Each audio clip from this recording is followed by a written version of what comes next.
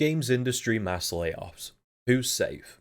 Mass redundancy measures have dominated the news headlines of the games industry for the last 2 years, with near daily announcements from different companies that have enacted such measures. In 2024 alone, there have been an estimated 13,000 job losses across the video games industry. Like many on my course, and most importantly, those themselves currently employed within the industry, the mass layoffs have caused major alarm and a significant amount of concern for the health of the industry we wish to work in. With every article that is released detailing that another studio is engaging in these measures, there is always a prevailing question: who is really safe from these measures, and what impact will this have on not only the industry at large, but also the creative minds working within it? To understand the recent wave of mass redundancy measures, we must first look at the timeline of events, as provided in Figure 7. In the early 2020s, the world was forced to adapt to a new normal to help combat the COVID-19 global pandemic. With this, various world governments initiated lockdowns, ordering their populace to stay indoors as often as they could and only leave for essential reasons. With this, people were forced to look for different outlets, so they all turned to one thing that could connect them all: technology. Whilst most sectors slowed down, the tech industry experienced growth like never before. Demand was at an all-time high for equipment and services. They then hired more staff to keep up with this ever-growing demand. Towards the end of 2022, the world began returning to a more normal state. Offices reopened,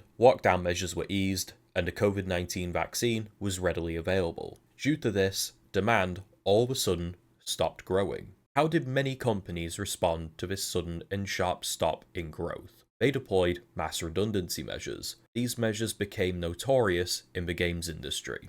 Today, we'll be looking at Xbox and PlayStation, and also their parent companies, Microsoft and Sony, respectively. First up is Xbox. Before we start, as you can see in Figure 8, Xbox's parent company, the Microsoft Corporation, was the second most valuable company on Earth. It's now the third. Contributing to this is Xbox's business model, which heavily revolves around their Game Pass subscription service. Xbox Game Pass is a monthly subscription that allows subscribers access to hundreds of Xbox games, usually on the same day of a game's standard release, as seen in Figure 10. Whilst it's a successful business model, it's one that bleeds nearly as much money as it makes. As you can see in Figure 9, the estimated cost of getting some games on the service ranges into the millions, but for the third most valuable company on Earth, this is acceptable. However, when the user base inevitably slumps because of the previously mentioned timeline, the solution is to get more lucrative titles for that service. How do they do that? As said previously, being the third most valuable company on Earth naturally comes with a substantial amount of capital, and with this, Microsoft set out to purchase Activision Blizzard, the publisher behind some of the most lucrative intellectual properties in the industry. As seen in Figure 13, Call of Duty, World of Warcraft, and mobile giants like Candy Crush would soon be under the Microsoft banner. It's a huge shakeup, especially regarding Xbox's main competition, Sony PlayStation, and the inevitable questions surrounding platform exclusivity.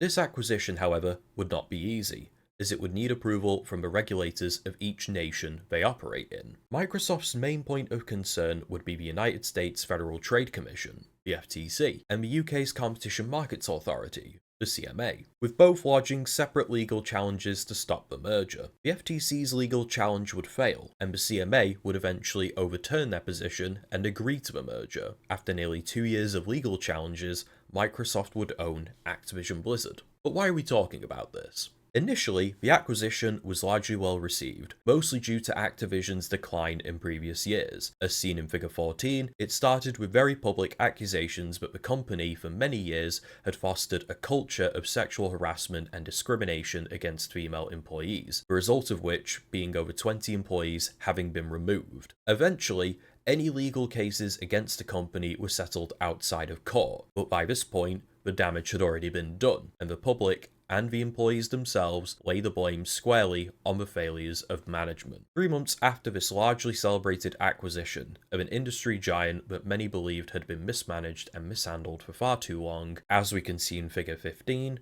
Microsoft would initiate a purge of 1,900 staff members from the company as part of their restructuring of it. It's a move that the Federal Trade Commission, as seen in Figure 16, said directly contradicted what was stated during the trial, in which Activision would continue to operate as an independent entity. Microsoft responded to this statement by claiming that Activision had already planned layoffs before they were acquired. While mass redundancies after acquisitions are nothing new, Microsoft would not stop there. When it comes to the amount of jobs cut in the games industry, Microsoft would soon take the lead. As we can see in Figure 17, Xbox would announce further redundancies. This time, 2 of its studios, Arcane Austin and Tango Gameworks, would be closed, and their entire workforce would be laid off. It was a move that brought mass confusion and backlash, especially in the case of Tango Gameworks, whose latest game, Hi-Fi Rush, had been both a critical and commercial success. It's a move that begs the question: if these redundancy measures are not measured on a team's ability to succeed, either critically or financially, then what are they measured on? Now let's look at Sony PlayStation.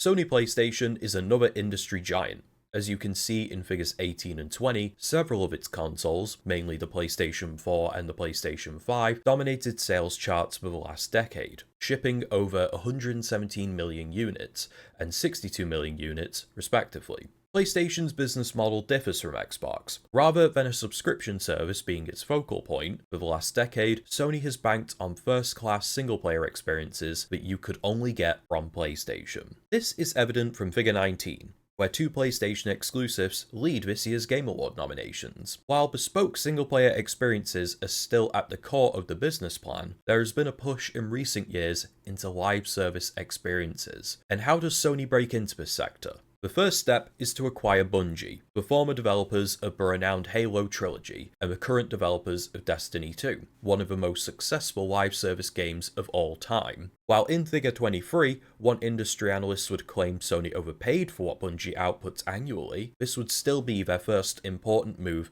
into that live service space. They would soon put Bungie's live service expertise to use, announcing a new extraction shooter titled Marathon, as seen in Figure 24. This acquisition differs from the Microsoft and Activision merger, being that Bungie would still have full autonomy, with the option to self-publish and not lock players out based on the platform they play on. Let's fast forward 2 years. Bungie would go on to be one of the more high-profile mass redundancy cases. As seen in Figure 25, in October of 2023, Bungie would lay off 100 employees, which amounts to 8% of their workforce. And as you can see in Figures 26 and 27, the trouble at Bungie only continued. In August of 2024, Bungie would announce further layoffs. This time, the layoffs accounted for 220 people. A further 155 more jobs would have been lost had Sony not intervened and folded them into a new live service studio within Sony Interactive Entertainment. Looking at these 2 examples, they represent 2 sides of the same coin. A company whose independence and mismanagement caused its parent company to intervene,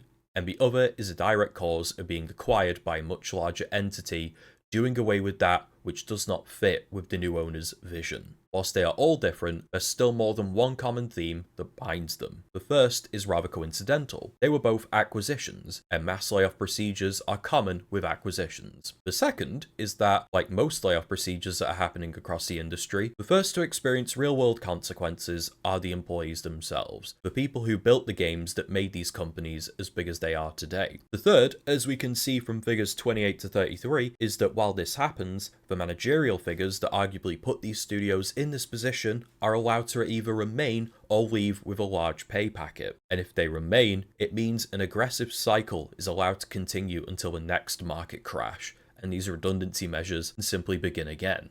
We then find ourselves returning to the main question: who is safe? There are those in the industry that are shielded from such redundancy measures through the intervention of a trade union. The idea of a union is to protect and advance the interests of its members in their workplace. The games industry severely lacks unionization, which allows companies to enact such measures with no repercussions. However, that is beginning to change. In Figure 38, 600 employees at Activision Blizzard formed the largest union in the industry's history. In Figure 37, video game voice actors strike over games companies' unchecked use of generative AI. And just recently, as you can see in Figure 36, performers at 2K Games' motion capture studio in California voted to unionize. The end goal of unionization is to get a deal that is mutually beneficial to all parties involved, and it provides what the industry desperately lacks: job security. Employees, especially creatives, work best when they know that they are safe and secure in their work. If they are allowed to work without fear of imminent unemployment,